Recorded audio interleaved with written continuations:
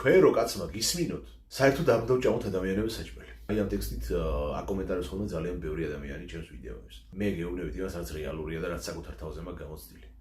მე შემიძლია მოგატყუოთ, მაგრამ რატომ უნდა მოგატყუოთ, ხო? ხო ხედავთ რომ რეალურად შეასაც ჭამთ, შედეგი არ მოაქვს და სასარგებლო ნამდვილად არა, თქვენც ხვდებით ამას. მე არ ვსაუბრო იმაზე, რომ ყველაფერი მომაკვდინებელია, ყველაფერი საშიშია და ასე შემდეგ. მაგრამ რაც ვიცი, იმაზე გესაუბრებით. დაიწყეთ სახში მომზადება საჭმელის. ვიცი რომ ძალიან ბევრს არ აქვს ამის საშუალება, არ აქვს ამის დრო, არ აქვს ამის პირობები, მაგრამ რეალობა არის ეს. არსებულ ბაზარზე ძალიან ძნელია რაღაცების მოძებნა, რომელიც ნატურალური იქნება, რომელიც არ იქნება მავნებელი და ასე შემდეგ, ხო? შესაბამისად, თქვენ უნდა შექმნათ ამ ყველაფრის ჯანსაღი ალტერნატივა.